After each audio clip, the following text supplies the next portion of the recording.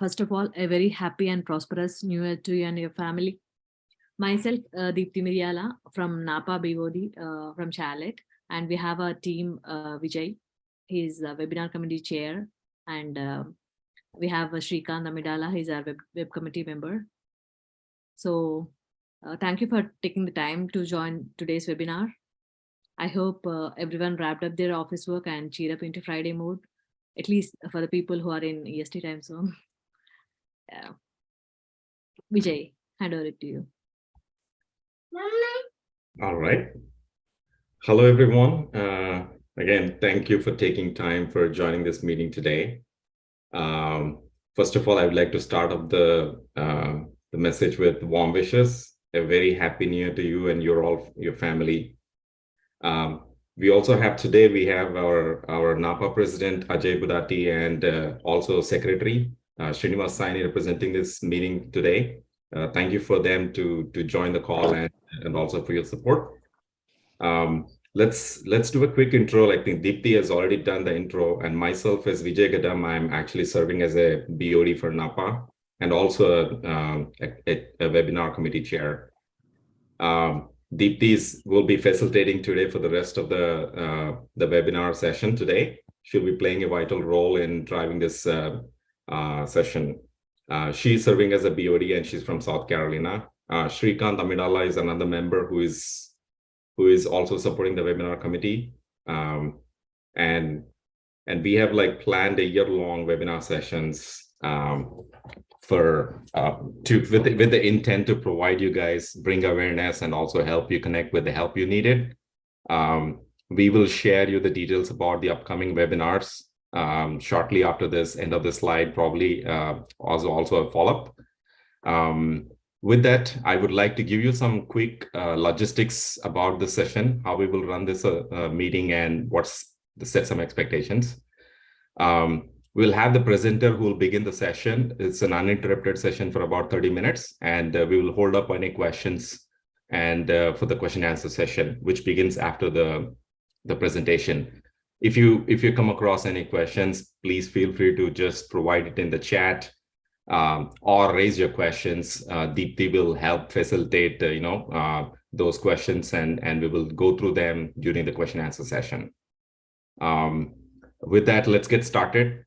I here welcome the presenter, Vikram Cherpalli, our NAPA youth, representing our NAPA youth who graduated bachelor's and master's in chemical engineering from Carnegie Mellon University, Pittsburgh, Pennsylvania. He's very passionate and developed interest in history, economics, geopolitics, and culture. So here we are today. We're going to focus on the topic called Indian American Heritage.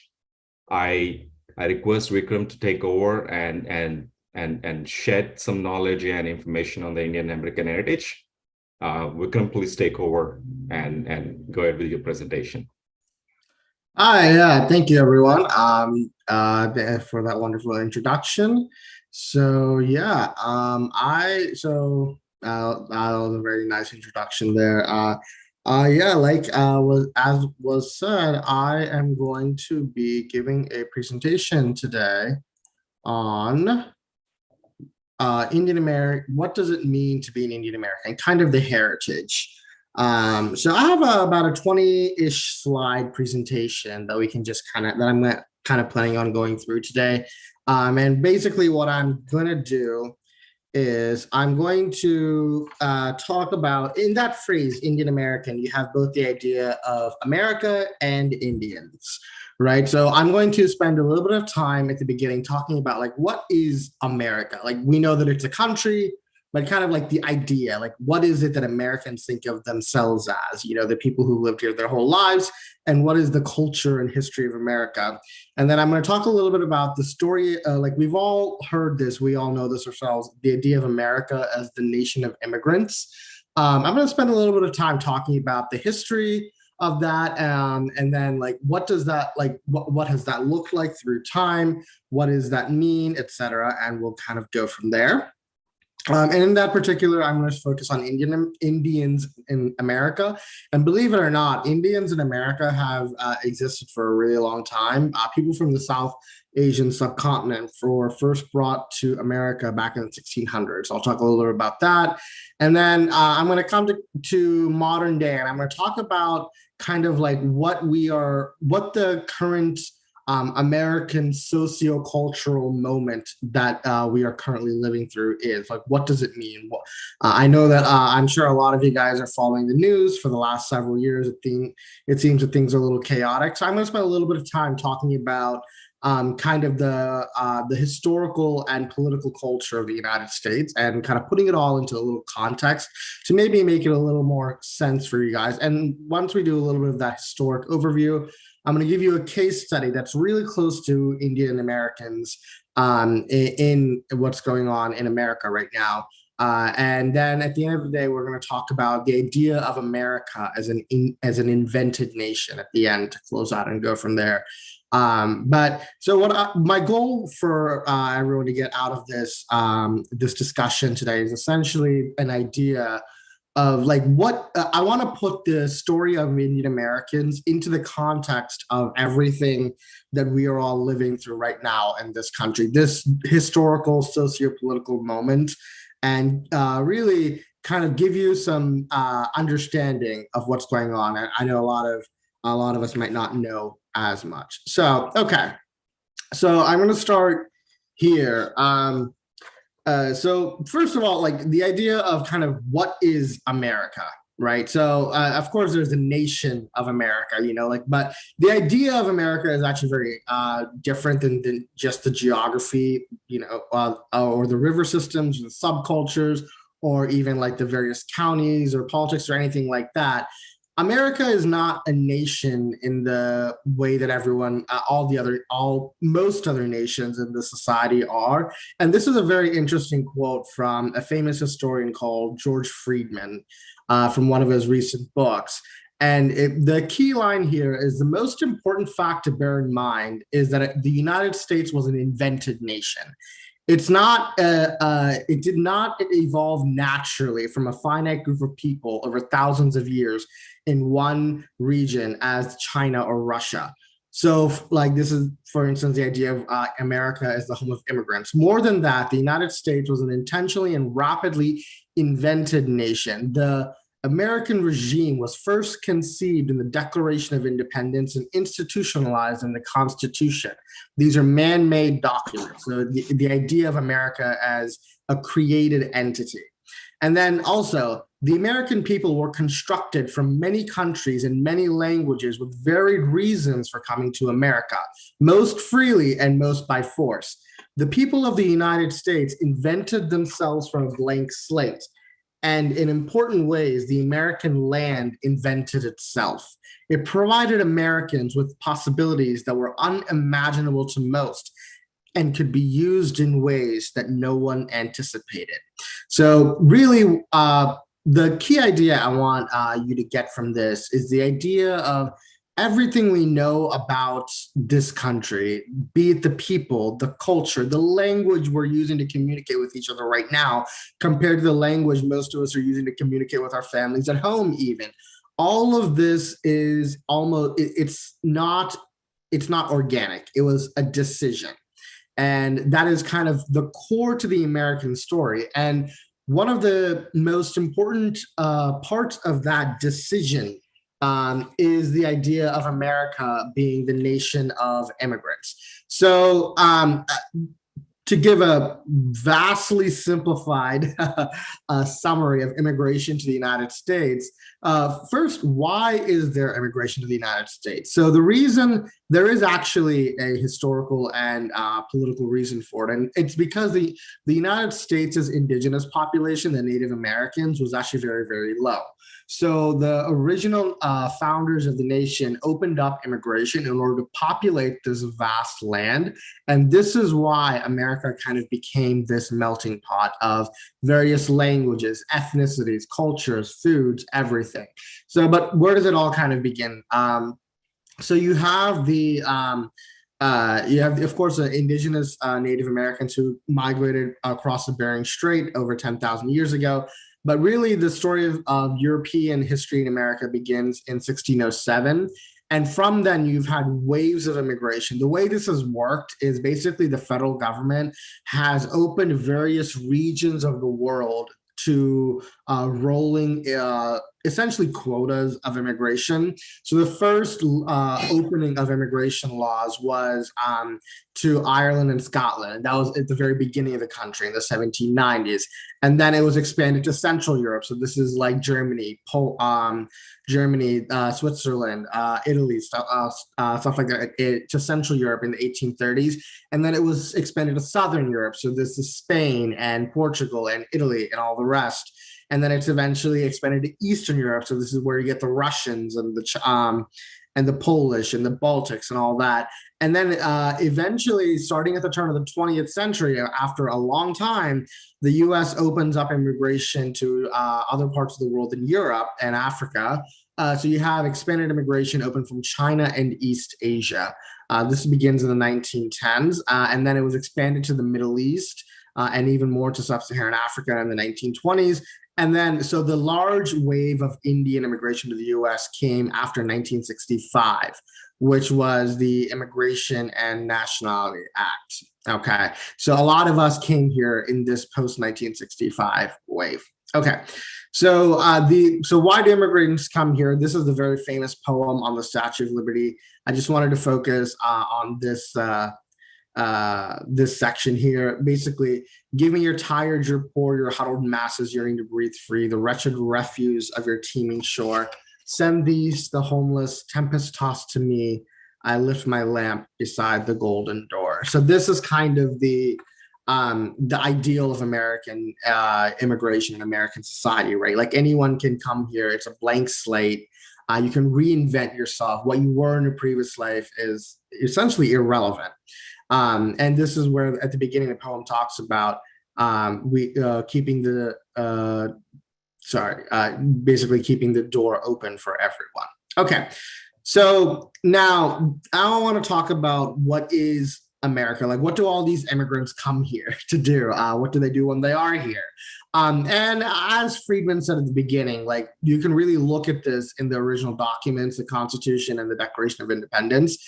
This is the famous line from the very beginning of the Declaration of Independence. We hold these truths to be self-evident that all men are created equal, that they are endowed by their creator with certain unalienable rights, that among these are life, liberty, and the pursuit of happiness. So essentially what this is saying is, like, America is a country where you can chase the American dream. What is the American dream? It is the pursuit of happiness. There's no guarantee you'll achieve it in this country, but you always have the right to pursue it. And if you work hard enough, you'll achieve it. People come here from all over the world, including all of us, to pursue this dream. Okay, so now, so I talked a little bit about how immigration has worked to the United States, why the United States has opened its borders to immigration and stuff like that. And it's all up to now, it's been a pretty inspiring story, right? Unfortunately, that's not always been the case. America has not always welcomed immigrants with open arms. And sometimes even after they've been here, they don't treat them well. And these are just several examples, just to talk about a few. The first is, for a really long time, America had a law on the books literally called the Chinese Exclusion Act. Anyone who looked Chinese, not just were from China, but even looked Chinese, were prevented from immigrating to the US entirely. And then in the 1910s, California banned anyone who's of Japanese descent, whether they were citizen or not, from owning any land in the state. In World War II, the US federal government basically put Japanese American citizens in internment camps under racist pretexts. The Bennett Law of 1889 banned the use of the German language in all Wisconsin schools, both private and public. And then when the Irish were first allowed in the United States in the 1830s, there was a massive backlash against them too. Like, there used to be signs on the doors of of businesses that would say literally, "Irish need not apply," meaning Irish cannot apply for jobs or anything like that, or not allowed to even enter the establishment. And there's a long history of anti-Semitism. Just really have to open up any American history book. One example being the Ku Klux Klan. I live in the city of Pittsburgh. There's been about 5-6 years ago, there was a mass shooting at a synagogue that was the biggest mass shooting against Jews in America's history. Of course, our former president infamously called Mexicans sending drugs, criminals, and rapists north of the border. Of course, he did eventually apologize for that. But that's not new. And Charles Lindbergh back in the 1920s was famous for wanting to shut off all immigration to this country because he wanted to put, he said, we in this country have a right to think of the welfare of America first. When President John F. Kennedy was running for election in 1960, he was only the second time either party had nominated Catholic, which was there was a lot of anti-Catholic bigotry back then in the United States. Basically, they accused him of treason. In the aftermath of 9/11, it was not uncommon to hear public school teachers tell their students Islam is the most violent religion in the world. You can go on YouTube and find these videos. Throughout the 1920s, in the era of Prohibition, there was massive discrimination against Italian Americans. They were referred to as doggers, which is an ethnic slur. And then there's another, a more closer to our own story, our own Indian story of Dot Busters, which was essentially a hate group in New Jersey operating in the 1990s, who were attacking Hindus who were wearing their vermilion. So it's America is a story of immigration, but it's also a story where immigration has not always been welcome. So there's an importance to keep that in mind. So with all that said, where do Indians fit in all this? So I want to consider really kind of the history from the beginning. So I don't want you guys to read this. I'm going to briefly summarize all of this. So first of all, Indians were brought to America as slaves back in the 1600s. And then after that, the Sikhs had basically been allowed to move from Punjab to Canada by the British Empire, back when both were part of the British Empire in the 1830s, I believe, to move to Canada. When they came to Canada, though, Sikhs faced a lot of persecution, so they moved south to the United States to flee religious persecution in British Canada and enjoy American First Amendment religious freedom. Bikaji Balsara, the first naturalized American of Indian descent, and actually, here's a fact of history. He was only allowed naturalization because U.S. courts at the time said that his Parsi heritage classified him as, quote, a pure member of the free white race, unlike non-white Indians, unquote.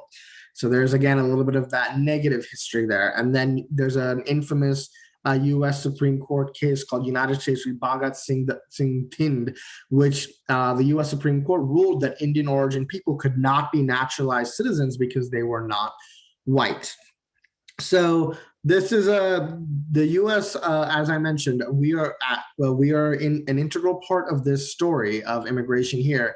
Now, that said, the big wave of Indian immigration to the U.S. came post-1965 when Democratic President Lyndon Baines Johnson and the Democratic Congress passed the Immigration and Nationality Act. And after this is where you saw the boom of professional class Indians, especially engineers and doctors, and professors, et cetera, moving to the U.S. And now Indian Americans are one of the most respected and admired communities in the country. There's about 4.46 million Indian Americans in the country, according to the 2020 census. And that number has gone up as immigration has been opened up once again. So in the 21st century, what is the status of Indian Americans in America? Now Indian Americans these days have had a difficult time in the past, especially in the post 9/11 era, But now Indian Americans are considered the quote model minority. They're basically seen as a minority for all other ethnic groups in the United States to look up to. Indian Americans these days are the highest income group, where the average family makes $127,000 a year. To put that in perspective, the average American family overall makes about $50,000 a year. The average Black family makes about $30,000 a year. The average Hispanic family makes about $27,000 a year. Indian Americans are also the highest educated group. Over 70% of us have bachelor's degrees, and over 35% of us have master's degrees. To put that in perspective, the average American, only about 35% of them have bachelor's degrees, and only about 10% have master's degrees. These days, we Indian Americans are found in all industries, but we have a high concentration in the professional field. So medicine, engineering, science, technology, software, higher education, law, as well as services, so banking, financing, consulting, etc. And again, like these days, Indian Americans are largely very admired. Especially in the last 10 years, there's been a massive proliferation of Indian American success across pop culture. So it's been, and I know that a lot of us have seen that ourselves. That said, it's not been an easy story even for Indian Americans, just as there has been against all of those other immigrant communities to America. We faced our own backlash as well. So this is a campaign poster that was put out in New Jersey several months ago for mayor, several years ago, excuse me. This is a business whose sign has been vandalized. So, of course, in the aftermath of 9/11, there was an outpouring of basically all South and West Asians, discrimination against that. And this is a headline from August 29th, 2022, just a few months ago. Anti-Hindu attacks grow from New York to a California Taco Bell. So we are still living through the dark side. It's not gone. And the reason I wanted to show this is because I wanted to really emphasize that we are part of this great American story. Like, as other immigrant communities have faced this sort of backlash, so have we. So that's what I wanted to put in. And now I want to talk a little bit about kind of putting the current American sociopolitical moment in context. Actually, before I do that, I do want to give another example. When it comes to 9/11, I can give a personal example of this myself. I was actually in elementary school in Tampa Bay at the time, suburban Tampa Bay. And I went to school the following day, and one of my classmates, I was the only non-white student in my all-white classroom, threw a cup of hot water in my face and told me to go back to where I came from, terrorist. So it's been a tough story for every immigrant community in the United States, including us. So, but yeah. So with that said, I want to give a little bit of context now about what is going on in America right now. I don't know if anyone has kind of been paying much attention, but just today, the U.S. House of Representatives has failed to pick a speaker, despite casting, I think, 13 ballots last I checked. I think they're coming back later tonight. And I think we can all see, like, in the last few years, we've had some difficult moments, right? So we had a race riot in mid-2010 after the killing of George Floyd. We had an election riot on the U.S. Capitol early last year. And we've had a lot of mass shootings these last several years, a lot of anti-Semitic hate crimes. There was a spike in Asian American hate at the onset of the COVID-19 pandemic. And I want to kind of put the context, put all of that into a little bit of historical context, and kind of give a little bit of color to how Indian Americans are kind of in the middle of a very crucial political moment in American history. So basically what we're living through is what's called a political realignment. And what happens in the United States is our electoral system is basically that you have to get more votes than the second. In order to win, the guy who gets the most votes has to get one more than the second person. What that means it encourages the creation of two parties that are very, very large. And it basically draws demographic portions from everyone across the country. So for instance, like I will show this. Basically what you have is you can break up the US demographic profile into a whole bunch of different communities, right? So you have business, investment, and capital.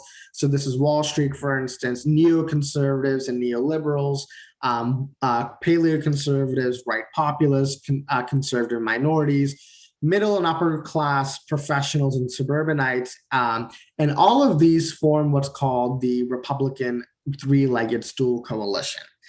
And then, so on the other side, you have for the Democrats, you have white ethnic historic minorities. So these are Catholics, Irish, Italians, Jews, etc. Non-white ethnic minorities, so Blacks, Hispanics, Asians, Muslims, social minorities, members of the LGBTQ community, single mothers, etc. And also lower and middle class urbanites of all races and blue collar working class and organized labor. This is what's known as the New Deal Coalition, and this is what's powered the Democrats. So basically what happened over the last like 80 years is the Democrats and the Republicans put together these demographic groups into their party in order to win power. That said, what happens is every 40 years or so, these demographic groups move around and they go back and forth. So for instance, African Americans right now are solidly Democratic. 80 years ago, they were solidly Republican. Everything changes. If anyone ever tells you that American politics is constant, it never is. Don't ever let anyone tell you that. Everything's always moving around.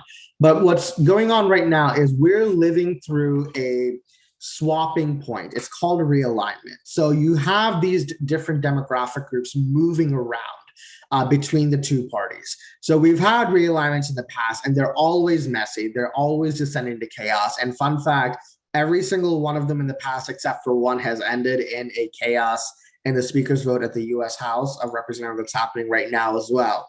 So they've had like about 6 times in the past, and it's happening again right now. Now, the reason I bring this up is there's a lot of factions that are moving between both parties right now. And as you can see, one of the key ones here is Asian Americans. So Asian Americans, believe it or not, were very Republican until the mid-90s. They voted for Reagan, they voted for Bush, and then they voted for Clinton in 96, and then they voted Democratic afterwards. But Asian Americans are a very important swing group, as we are right now. Now, what's happening is basically both parties are trying to get these, and they're doing everything they can to rip apart coalitions in order to get that. Now, this can get very ugly, as I mentioned, and we're seeing it right now. And I want to give a little case study of what happened with the 2022 Indian Independence Day in Edison, New Jersey.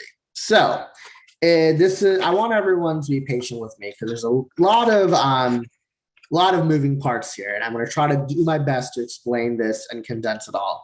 So in Edison, New Jersey, which has one of the largest concentrations of Indian Americans in the country, they throw a huge Indian Independence Day parade every year, August 8th. I'm sure some of you have gone to it. And it's put together by what's called the Indian Business Association, and they approve all the floats that go through. So this year they approved this float to go in the parade.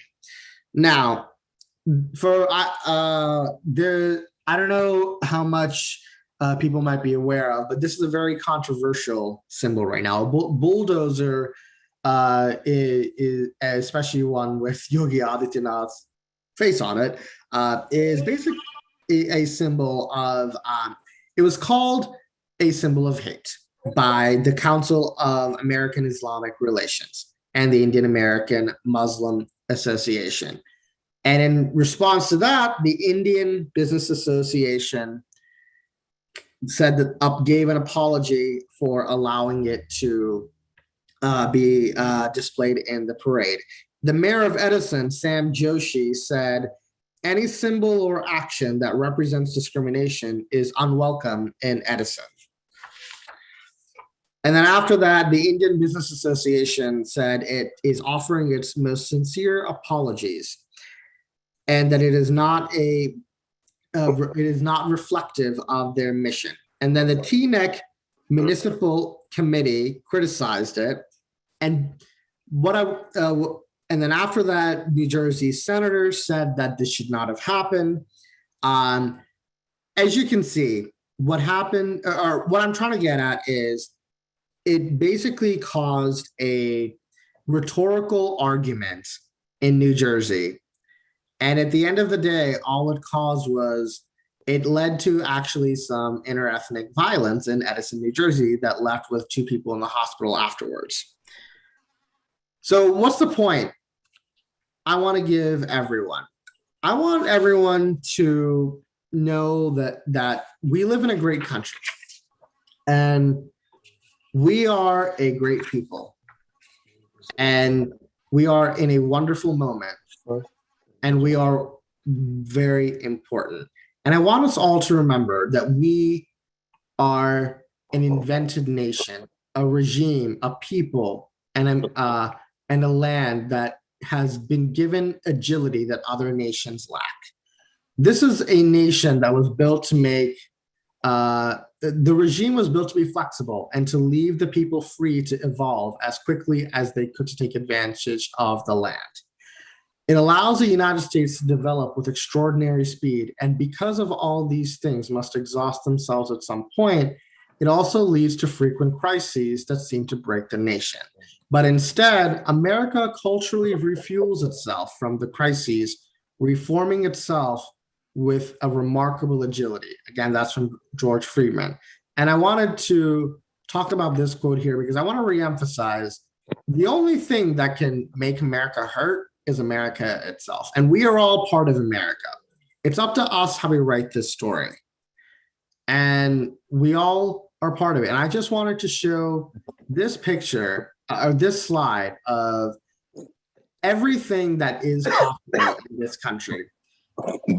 On this slide, you have everyone from gymnasts, Mohini Bharadwaj, who is a 2004 Olympic silver medalist, to the vice president, to a comedian, to a CEO, to a Hollywood producer, several politicians, a CEO of Pepsi, Indra Nooyi, Satya Nadella, San Minaj. America is a nation where everyone can achieve anything they want. And I want all of us to remember that. And I want everyone to pursue their dreams. And just as we continue living through this moment, I just want everyone to remember why we came to America. It's to pursue that American dream. It's to keep fighting to get that happiness, no matter how hard you have to work for it. And with that, I want to open the floor for questions. Thank you so much, everyone. I really do appreciate your attention. Thank you so much, Vikram. You've been so patient in each and every aspect. We've been, from last 10 days, we've been talking almost every day regarding this presentation. You have done a great job, Vikram. Thank you. I appreciate that. I hope that was not too long. It looks like I went about 30 minutes, so that should not be too bad, right? Yep. Let's get into the questions and answer session. I have one question regarding the immigration thing. And a lot of bills like HR 3648 and past as something like bills have been introduced, and sorry, can you announce your name, please? It says iPhone. Santosh. Can you please announce your name? This is Santosh. Thanks, Yeah. Santosh. So there has been a lot of bills introduced for getting a green card for Indian community, basically to decrease the quota thing and increase the quota for high skilled people rather than nationality wise. But there have been a lot of bills passed and it got rejected. And what that Indian community, lack of Indian community doing unity wise and showing the power in the political, that is lacking over here, and getting that momentum get happened. And as well as Iranians and other community people are actively showcasing, and they're trying to reject these bills successfully, even though they are very minor. They are growing their communities, but an Indian, as an Indians, a lot of people have been impacted because of this. And what do you think? What is that? We are as we are well settled, and where a lot of people are there, but is there any lack of unity is hurting a lot So to this accomplish is this? okay. So I take a little bit of a historical look at all this, and to put it into context, do you remember at the early part of my presentation where I said immigration to the United States goes in waves, right? Basically, what happens is the United States will never fully shut off immigration. We cannot. Like our nation, the nation has too much land area for that, pretty much. But the thing is, it's not like the United States will always go in cycles. So, and you can actually almost time it. It's slightly entertaining.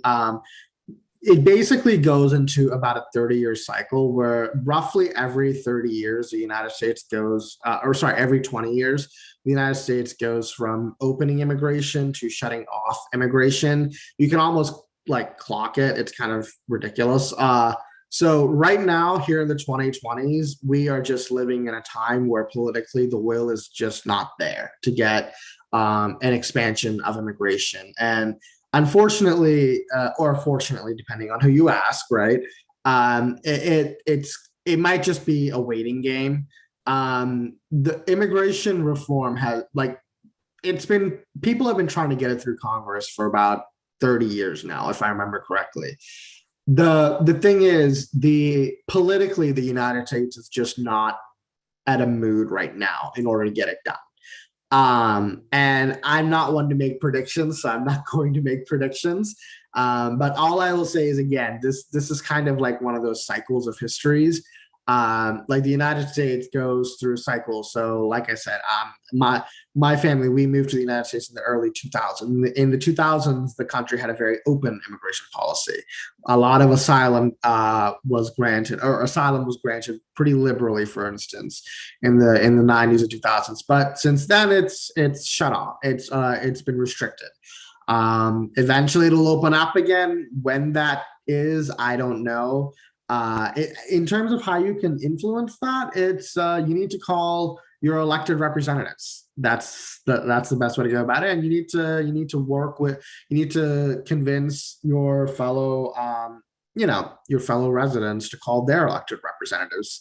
That's the only way things get done in this country. Thank you. That was a very good question. I appreciate that. Yeah, thank you.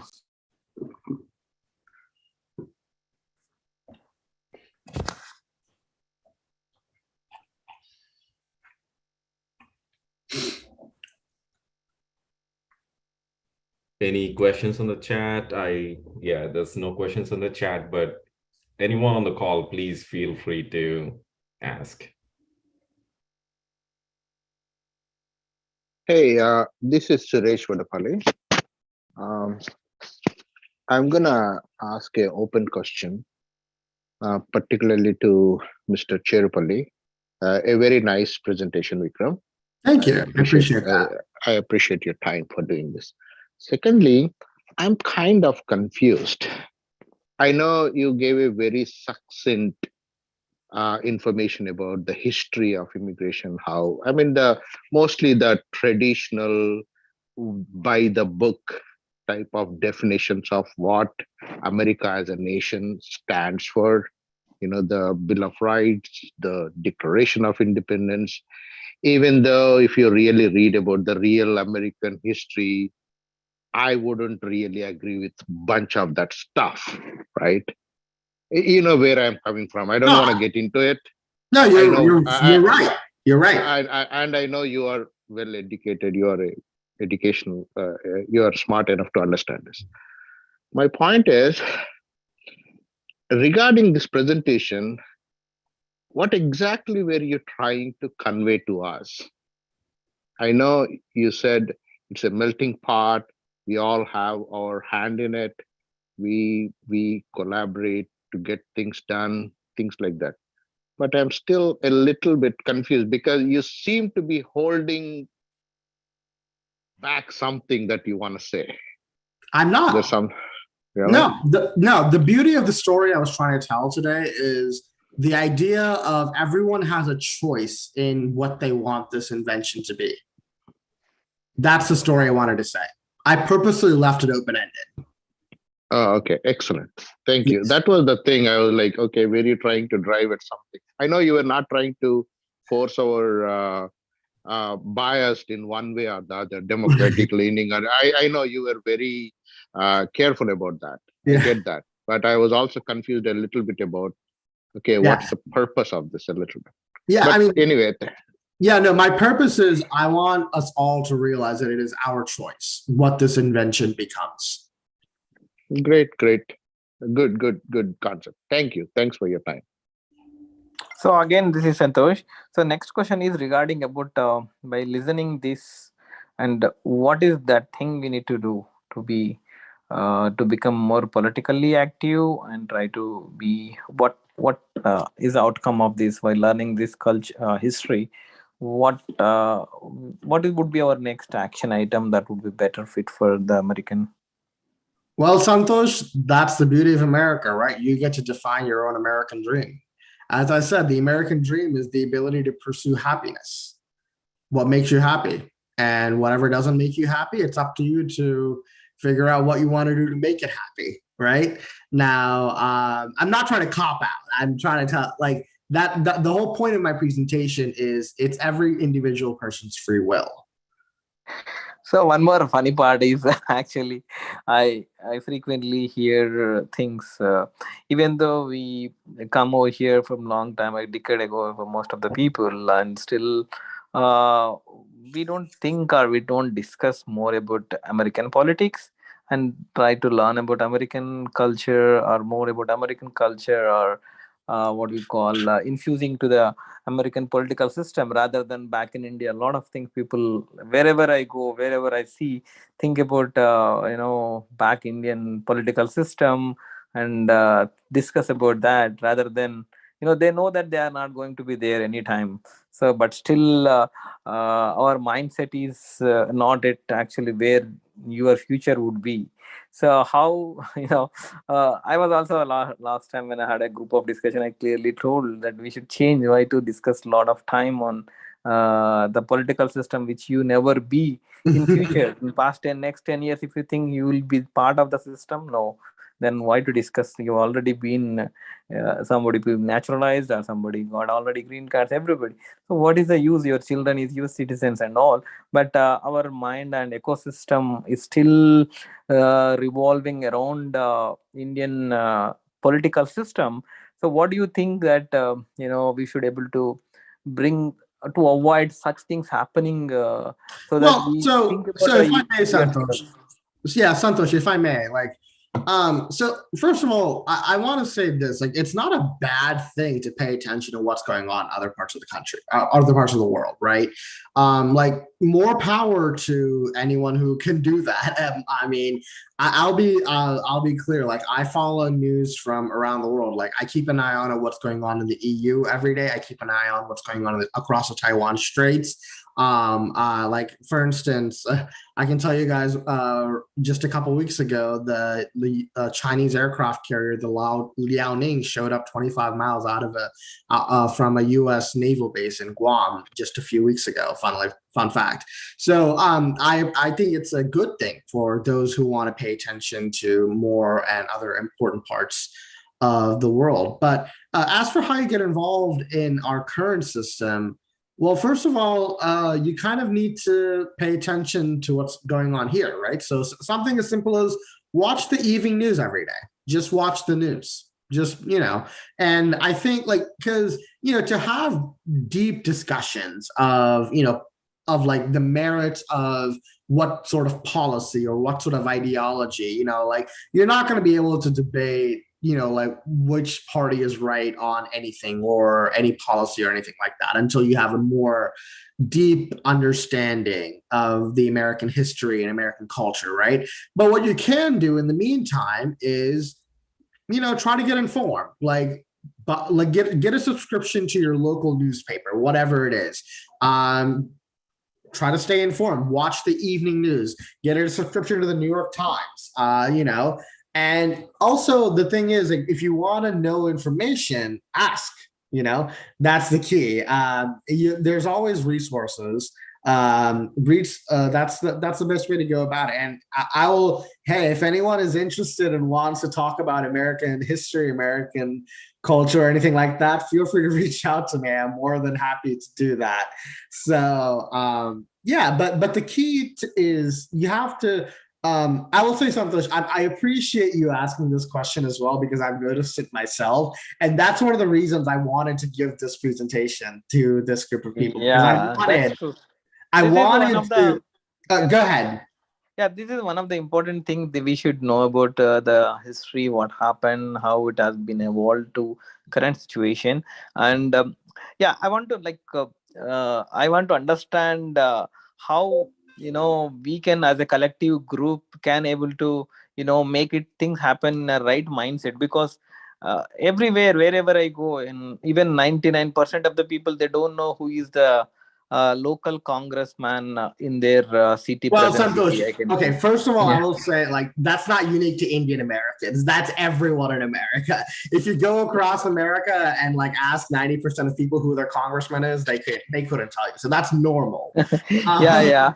So There's for the nothing laws, to- whatever the laws we make in Congress, right? Every day, a lot of bills been passed in the Congress things, which are some are beneficial or some are, you know, a lot of not Right. beneficial. Especially if you see that New Jersey, they passed a law against Indians about the students, you know, claiming for the higher grades, like specialty students schools.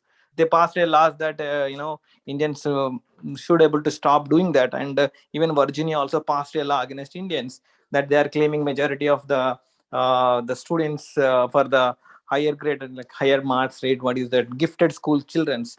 So such laws have been passed successfully, and there is no counter measures happening to avoid such things happening. And we are very Okay, you know, Santosh, not Santosh, united. hold on. Yeah. Santosh, you are talking, you are using terms. I don't want to make it into a political discussion, but you have to be very careful when you say things like Virginia passed laws against Indians.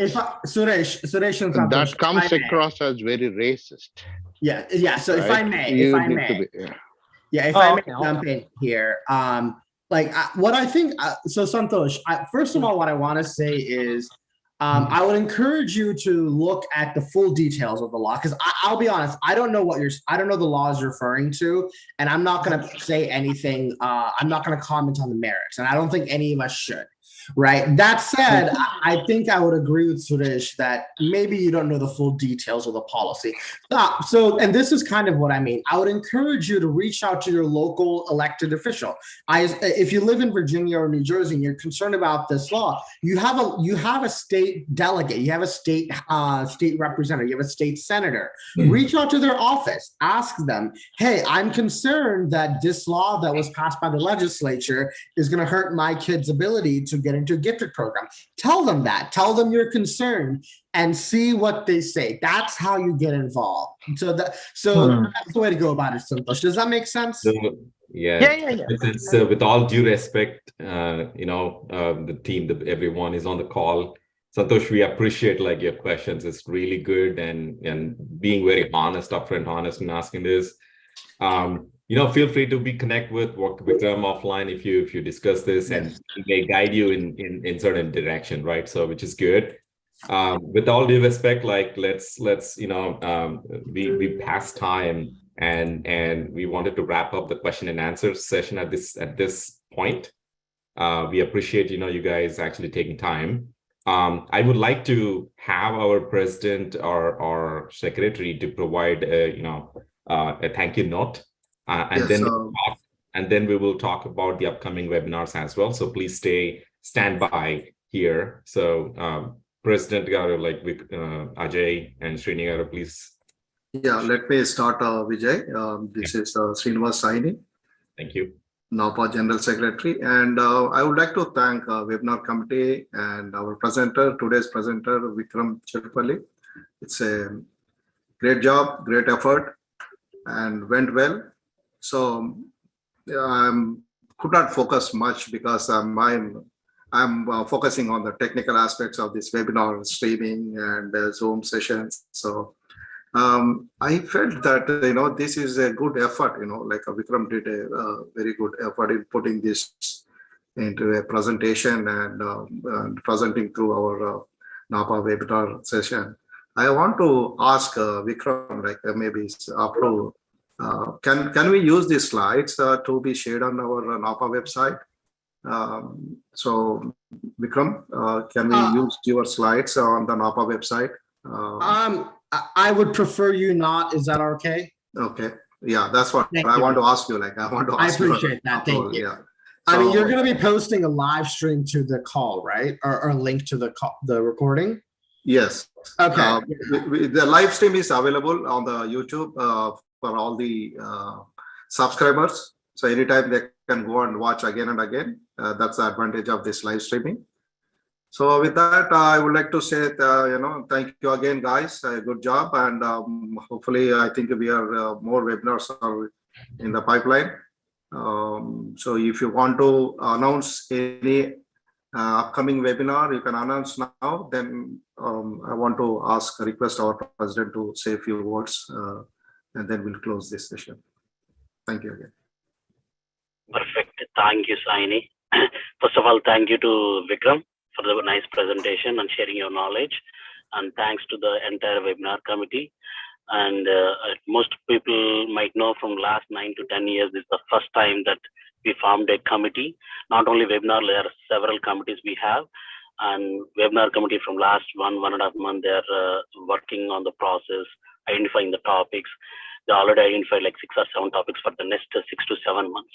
So if anybody is interested to come and present, or if your kids want to present something, or if you want to hear some topics, please let the webinar committee know and they will work on it. Thanks. Thank you so much for all joining and sharing your thoughts also. Okay, back to you, Vijay. Yeah, no problem. Deepti, would you like to just bring that quick slide? So here is our plan, upcoming webinars. We have some tentative, but immediately the next month, we are planning to provide a webinar on a finance specific to the youth college planning. And we have further coming up in the future months, covering on the health topics, finance, youth and women's health and matrimony and so forth. But if you have any questions or topics of interest, or you would like to present, please feel free to reach out to us, myself, Deepti, or Saini, anyone from this committee, and please, and we'll be happy to actually give. The whole intent of this webinar is to bring awareness and also help you connect with the help that you needed. So with that, I'll just like to wrap up. And you have any questions, please feel free to call us or ping us, and we can help you with that. Yeah, thanks. Thank you guys for hosting this such a wonderful session, and hope we'll see wonderful sessions in future. Thanks. Thank you. Bye. Thank you, Vikram, and everybody. Thank you. Bye. Thank you all for taking time. Happy New Year once again. Thank you.